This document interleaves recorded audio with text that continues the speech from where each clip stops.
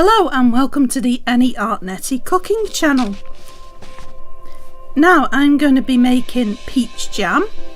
No peaches, fresh ones available, so I'm using peach slices from a can. Now if you are, pardon the pun, if you're using peaches from a can, make sure to use one which hasn't got added sugar in it. Now I have sugar, which, speaking of sugar, which already has pectin added to it. I'm also adding lemon juice as well, that's fresh lemon juice, just the juice of one lemon. There's the sugar, 200 grams of the sugar. Now if I was making it again, and you'll see at the end how much I yielded, I would use 2 cans. I've got a pan set up. Obviously you can use one which is specifically made for jam, but I'm using biggest pan, and I've got a thermometer. I also managed to get my hands on a jam funnel. Now only £1, this is a brilliant thing to have if you intend on making a lot of jam from scratch. And it's so easy as well. There's only one real trick to it, and I'll tell you about all that in a minute. So I'm adding the tinned peach with the juice as well to the pan, and I'm putting that on the full heat, and also the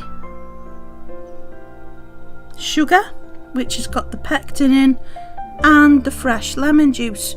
It's just a case of bunging it all in the pan. There's nothing really technical about it. Let's just move that sugar out of the way. I put the wrong stove on there. It's the back one. So I'm just going to let that get to somewhere around about, I shall put in the temperature there.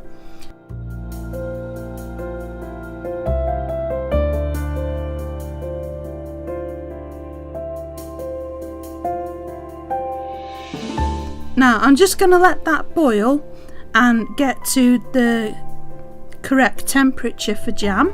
That's actually shown on this thermometer, so if you can get one just like that, you can make all sorts of things with it, and I'll insert a picture on the end so you can see. So we're just going to get to jam temperature, which I think is about 100. If I'm incorrect, I'll put it up on the screen. So you just let that basically boil, nothing difficult to it. So long as you reach that temperature, you can't really go wrong from there. Now, the most important steps which you should not skip when making jam at home is do not skip sterilising the jars. Now, there's a few ways you can do this. One is to do it in the oven. 2 is to put them in the steamer. Make sure you do the lids as well. If you're using fresh peaches, it's best to probably peel them, although you don't have to. It's just, it seems to come out much nicer if you do take the skin off. Put them in boiling water which has already reached the boil for about 20 seconds, and then remove them with a slotted spoon, and then you just use a knife to pull the skin off. You can also use frozen peach or frozen whatever fruit jam you're making. It's just starting to reach boiling point not long now. But you can mash the peaches before you boil them. Now I like to live dangerously. I wouldn't suggest anyone does this, so you're at risk of burns, but I just find that it's easier once it's softened a bit in the pan. It's less dangerous to mash them before, but I've got the handle on that, so I hold that, and it's got a rubber on the bottom of the handle, so I find it works best for me. But as a safety point, I would say mash the fruit before, but if you see me doing it after, that is why I do it.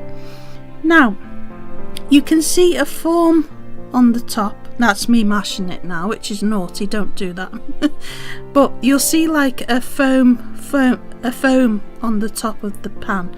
Now I'd skim that off. it just turns out much nicer.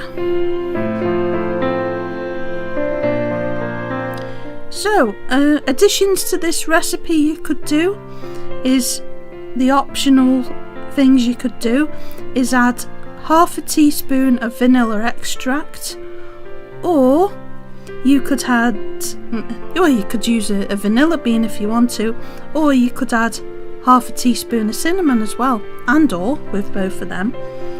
Now I would get, if you're getting fresh peaches or whatever fruit you're using, I get the fruit just at the ripe stage. So with frozen and with tinned, make sure you're using the no added sugar. Now,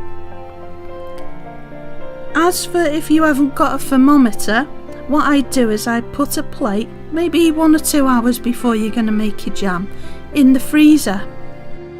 Now if you just get a little teaspoon of when you think it's ready, see that's that you need to skim off there, the foam.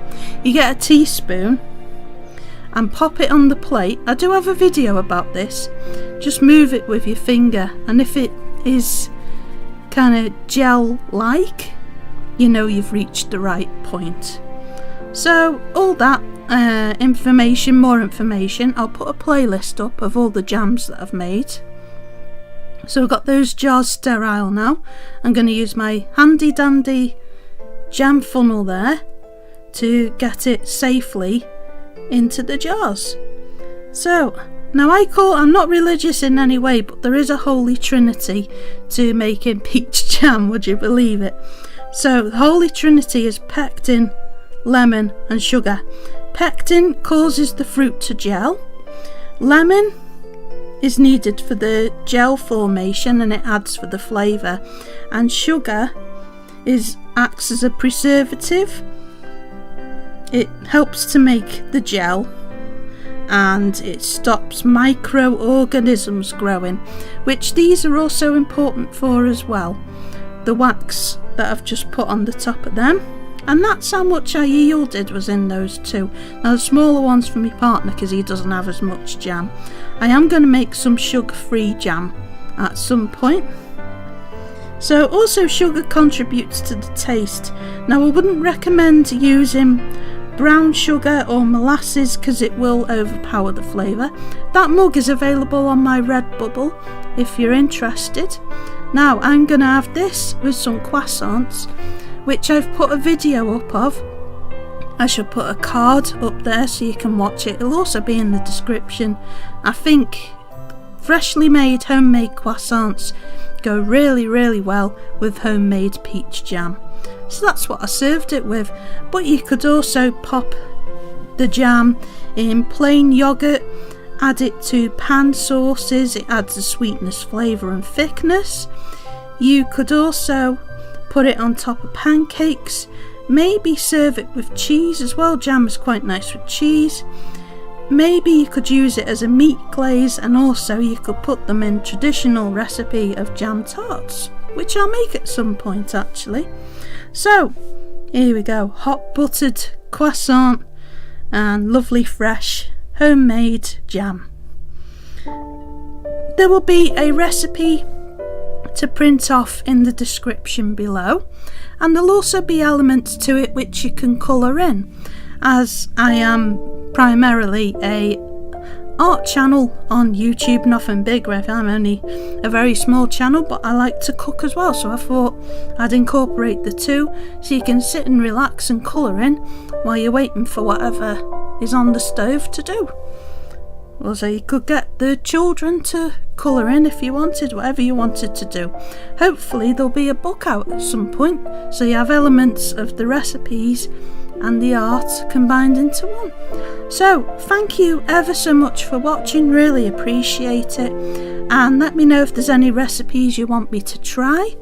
I should do my best. More coming soon. Christmas coming up at this point in time. It's November when I've uploaded this.